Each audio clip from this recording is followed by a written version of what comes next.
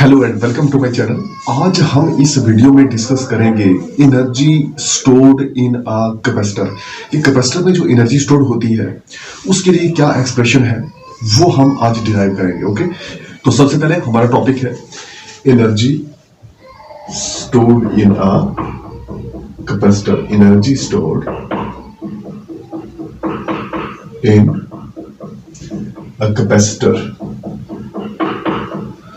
Energy stored in a capacitor. Capacitor के बारे में हमने पढ़ा था, कैपेसिटेंस के बारे में हमने पढ़ा था। उसके बाद पैरेलल, अगर कैपेसिटर्स को पैरेलल में रखा जाए एन कैपेसिटर्स को, तो तब उसके लिए एक्सप्रेशन, कैपेसिटर्स को सीरीज में रखा जाए उसके लिए भी एक्सप्रेशन हमने डिराइव की। उसके अलावा हमने अभी जो है वो डिस्कस करेंगे हम कि energy stored in a capacitor उसके लिए क्या कैसे डिराइव करें, उसके लिए क्या एक्सप्रेशन है, उसकी डेरिवेशन कैसे करें वो हम करते हैं। देखिए, सबसे पहले जैसे यहाँ पे मैंने लिखा कि energy stored in a capacitor. अब एनर्जी कैसे स्टोर होगी कैपेसिटर में? जब कैपेसिटर को चार्ज किया जाएगा। देखिए, जब कैपेसिटर को आप चार्ज कर रहे होंगे ना, तो होगा क्या, एक्सटर्नल एजेंट जो है वो इलेक्ट्रॉन्स, जैसे कैपेसिटर की दो प्लेट्स होती हैं, ठीक है, एक पॉजिटिव प्लेट एक नेगेटिव, तो इलेक्ट्रॉन्स को पॉजिटिव प्लेट से पुल करेगा और नेगेटिव प्लेट की तरफ वो ट्रांसफर कर देगा उनको। कौन? कोई एक्सटर्नल एजेंट होगा। कब? जब हम कैपेसिटर को चार्ज कर रहे होंगे, क्योंकि कैपेसिटर के अंदर हम एनर्जी स्टोर्ड एनर्जी की बात कर रहे हैं कि energy stored in a capacitor. तो चार्ज करते टाइम कैपेसिटर के अंदर जो है दो प्लेट्स जो होती हैं, कैपेसिटर में दो प्लेट्स होती हैं, एक पॉजिटिव प्लेट एक नेगेटिव प्लेट। तो पॉजिटिव से नेगेटिव की तरफ, पॉजिटिव से नेगेटिव प्लेट की तरफ जो इलेक्ट्रॉन से उनको ट्रांसफर करने में एक एक्सटर्नल एजेंट जो है वो हेल्प करेगा। वो उसे पॉजिटिव से पुल करेगा और उसे ट्रांसफर कर देगा to the negative plate of the capacitor. Okay, इसी दौरान कुछ वर्क तो होगा ना, bringing a charge from one plate to the another plate by the external agent. पूरे प्रोसेस के दौरान जो वर्क डन हुआ वो वर्क डन स्टोर होगा कैपेसिटर में in the form of electrostatic energy. Electrostatic energy की फॉर्म में ये वर्क जो है वो स्टोर हो जाएगा कैपेसिटर के अंदर। सबसे पहले क्या हुआ कि हमने कैपेसिटर को चार्ज किया। ओके, जैसे हम कैपेसिटर को चार्ज करेंगे तो एक्सटर्नल एजेंट क्या करेगा कि उसमें जो इलेक्ट्रॉन्स हैं, कहां पे, पॉजिटिव प्लेट से इलेक्ट्रॉन को नेगेटिव प्लेट्स पे जो है वो ट्रांसफर कर देंगे। पॉजिटिव प्लेट से उसे पुल करेंगे और नेगेटिव प्लेट्स की तरफ वो उसे ट्रांसफर कर देंगे। तो इस तरह इस दौरान जो वर्क होगा वो वर्क जो है वो स्टोर हो जाएगा कैपेसिटर में in the form of electrostatic energy. बस इतनी सिंपल सी बात है। अब देखिए, मान लो कि अगर हमारे पास कोई चार्ज है, स्मॉल क्यू, अगर हमारे पास कोई चार्ज है और इसका जो पोटेंशियल डिफरेंस है वो हम अगर V मान के चलते हैं, ओके, पोटेंशियल डिफरेंस हम V मान के चलते हैं, तब जो कैपेसिटेंस होता है हमें पता है कि कैपेसिटेंस जो है वो होगा the amount of charge in raising the potential difference. Potential difference raise करने के लिए जो चार्ज का अमाउंट है वो कैपेसिटेंस है। ओके, तो ये जो कैपेसिटेंस है Q अपॉन V, तो यहां से हम इसकी वैल्यू निकाल सकते हैं। हम ये भी कह सकते हैं कि Q is equal to C, या फिर हम ये भी तो कह सकते हैं ना कि हम ये कह सकते हैं यहां से कि V is equal to Q upon C। कुछ भी लिख दें हम इसमें से, क्रॉस मल्टीप्लिकेशन ही तो कर रहे हैं। ओके, तो यहां से हमारे पास मेन ये है, ये कैपेसिटर की डेफिनेशन है, तो ये उसको क्रॉस मल्टीप्लाई करके हम कुछ भी निकाल सकते हैं। इतना क्लियर हुआ? अब देखिए, यहां पे चार्ज भी आ गया हमारे पास। अब एक स्मॉल वर्क डन होगा। सबसे पहले हम स्मॉल वर्क डन निकालते हैं, उसके बाद हम टोटल वर्क डन निकालेंगे। अब स्मॉल वर्क डन होगा चार्ज Q के ऊपर, एक प्लेट से दूसरी प्लेट पर ले जाने के लिए Q जो चार्ज है, इसके लिए जो वर्क डन है स्मॉल वर्क डन, मान लीजिए कि वो स्मॉल, हम ऐसा लिख लेते हैं यहां पे कि small work done in giving, जब हम चार्ज देंगे, कौन सा, in giving an additional charge,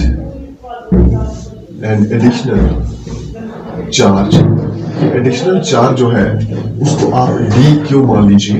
किसको देंगे हम? ये कैपेसिटर को, CAPACITOR कैपेसिटर। तो कैपेसिटर को जब हम ये चार्ज देंगे, स्मॉल वर्क डन जो उसमें होगा, तो वो क्या होगा, dw इज इक्वल टू, अब देखिए जो पोटेंशियल डिफरेंस होता है वो क्या होता है, potential difference V is equal to work done in bringing a charge from one point to another. तो यहां से वर्क डन की वैल्यू आ गई, W is equal to V into Q, या Q इंटू V या V इंटू Q हो गया। तो यहां से क्या आएगा, यहां से वैल्यू है हमारे पास V इंटू DQ। क्योंकि चार्ज क्या लिया हमने, स्मॉल चार्ज लिया डी क्यू, इसीलिए यहाँ पे वी डी क्यू हो गया, यहाँ पे डी डब्ल्यू is equal to v d q. इसको हम फर्स्ट इक्वेशन मान के चल सकते हैं। अब देखिए यहां से क्या होगा, वी डी क्यू आ गया। अब देखो अगर हम टोटल वर्क डन निकालना चाहते हैं, यहां से वर्क डन अगर हम निकालना चाहते हैं, टोटल वर्क डन, ये था स्मॉल वर्क डन, यहाँ पे इन गिविंग, अब जो चार्ज होगा गिविंग चार्ज, अब चार्ज हम ना वो हम ये क्यों ले लेते हैं, ये क्यों टोटल चार्ज, ठीक है। ये चार्ज जो टोटल है हमारे पास, उसमें जो वर्क डन होगा, इस क्यों जो कैपेसिटर को हम देंगे चार्ज इज गिवन बाय देखिए जब हम टोटल वर्क डन निकालेंगे तो उसे हम इंटीग्रेट कर लेंगे, जो हमने फर्स्ट इक्वेशन मान के रखी है, इंटीग्रेटिंग फर्स्ट, तो हमें क्या मिलेगा, हमें टोटल वर्क डन मिल जाएगा। ओके, तो ये टोटल वर्क डन यानी कि इंटीग्रेशन ऑफ डी डब्ल्यू, ये वर्क डन जो निकाल रहे हैं, इज इक्वल, ये इंटीग्रेशन जो है ना इसकी एक लिमिट लेते हैं, क्योंकि हमने चार्ज जो है ये टोटल चार्ज लिया है, तो ये होगा जीरो से क्यों ले लेते हैं इसको। ओके, जीरो से क्यों डी डब्ल्यू इज इक्वल टू, अच्छा डी डब्ल्यू वी डी क्यों था, तो हम ये लिख सकते हैं इसको कि इंटीग्रेशन तो है जीरो टू क्यों, ये तो हम लिखेंगे ही, लेकिन वी की वैल्यू डाल देते हैं, कहां से, वी ये है Q upon C, we Q upon सी के इक्वल है, तो यहां हम लिखेंगे क्यू अपॉन सी और साथ में डी क्यू, जो कि होगा इंटीग्रेशन जीरो टू क्यू, लेकिन हम ना इस क्यू अपॉन सी में से, सी कैपेसिटेंस है, कांस्टेंट रहेगा, इस कांस्टेंट को बाहर निकाल लेते हैं, तो वन अपॉन सी, ये वन अपॉन सी हो जाएगा, कांस्टेंट ऑफ प्रोपोर्शनलिटी है ना कैपेसिटेंस, तो ये वन अपॉन सी जो है ये बाहर हो गया, यहाँ पे हमारे पास बचा क्यू और साथ में डी क्यू, बस सिंपल सी इसकी इंटीग्रेशन कर लीजिए। ओके, तो क्या होगा वन अपॉन सी, अब q into d q, q की इंटीग्रेशन क्या होती है, जैसे हम लिखते हैं कि इंटीग्रेशन ऑफ एक्स की पावर एन डी एक्स अगर है, तो वो होता है एक्स की power n plus one upon n plus one. Okay, तो अगर ये होता है तो यहां भी तो वही चीज है, क्यू की पावर एन यानी कि क्यू की पावर वन हम लिख सकते हैं, तो one plus one upon one plus one, तो वो होगा क्यू की पावर वन यानी कि क्यू की पावर वन प्लस वन, ये हो गया टू अपॉन क्यू की पावर वन प्लस वन, यानी कि फिर से टू, लेकिन लिमिट तो अभी जीरो टू क्यू बाकी है, इसमें हम करते हैं ना कि upper limit minus lower limit, वो हम करेंगे, लेकिन वन अपॉन सी, वन अपॉन, इसको मैं टू सी लिख लेता हूं, क्यों, क्योंकि यहां पे देखिए वन प्लस वन टू, तो इस टू को बाहर निकाल लेते हैं, तो वन अपॉन टू सी हो गया, तो वन अपॉन टू सी, और यहां पे बचा हमारे पास सिर्फ क्यू स्क्वायर और जीरो टू क्यू, बस इसको सिंपल सी आप upper limit minus lower limit लगाइए तो आपके पास आंसर आ गया।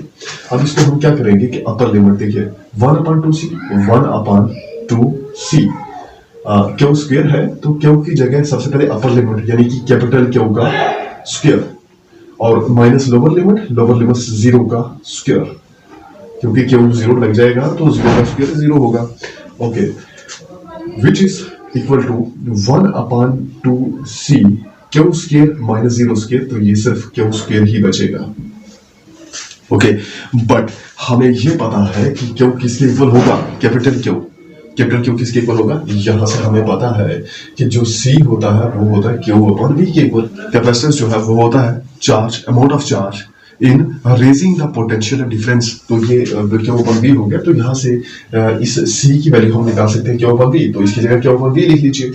ओके, तो हमारे पास क्या होगा, यहाँ पे क्यू स्क्वायर वन से क्यू स्क्वायर कर लेते हैं इसको, Q square divided by two C, two और सी की वैल्यू हम लिख लेते हैं क्यू अपॉन वी, ये क्यू अपॉन वी। अब इसको सॉल्व करते हैं, ये सॉल्व करते हुए हमारे पास होगा Q square upon two Q, ये तो इतना ही, लेकिन अपॉन में वी है, ये वी मल्टीप्लाई में हो जाएगा, क्योंकि मान लीजिए अगर हमारे पास एक फ्रैक्शन है, जैसे ये है two upon three upon four, तो हम इसको क्या लिखते हैं, टू, ये डिवाइड इसको मल्टीप्लाई में करते हैं और इसका रेसिप्रोकल हो जाता है, ये फोर अपॉन थ्री, तो देख लीजिए ना ये जो फोर्थ था थर्ड प्लेस पे, वो फर्स्ट प्लेस पे आ गया, इसीलिए मैंने यहाँ पे लिखा, ये v थर्ड प्लेस पे था, 1 2 3 थर्ड प्लेस पे, मैं ये जो अपान है इससे नीचे ये थर्ड प्लेस, ये हमारे पास फ्रैक्शन आ गया नीचे, तो ये v जो है ये फर्स्ट प्लेस पे, तो क्या उसके यहाँ से एक क्यू और एक क्यू कट गया, तो हमारे पास बचा क्यू v अपान 2, क्यू v अपान 2, तो इसीलिए जो टोटल वर्क होगा, क्योंकि इंटीग्रेशन से टोटल वर्क आया हमारे पास, dw जो है इसको इंटीग्रेट करेंगे तो टोटल वर्क होगा, वो टोटल वर्क हो जाएगा 1/2 QV, 1/2 Q और साथ में V। तो ये है लास्ट हमारे पास एक्सप्रेशन इसकी कि वर्क डन के लिए। अच्छा, ये वर्क डन वैसे ना हम ये भी कह सकते हैं कि जो वर्क डन है it is stored in the capacitor in the form of electrostatic energy. इसीलिए हम उसको, अगर हम इलेक्ट्रोस्टैटिक एनर्जी अगर V मान के चलें, या V तो हमने माना है, इसको U मान के चलते हैं, देयरफॉर U मान के चलते हैं, U is equal to 1/2 Q into V। ऐसा क्यों? ऐसा इसलिए क्योंकि वर्क डन जो है it is stored in the form of electrostatic energy. Okay, तो ये है एक्सप्रेशन किसके लिए? Energy stored in the capacitor के लिए। आई होप कि आपको समझ आ गया होगा। फिर भी अगर कुछ पूछना है तो आप मुझे कमेंट बॉक्स में जरूर बताना। Okay, bye.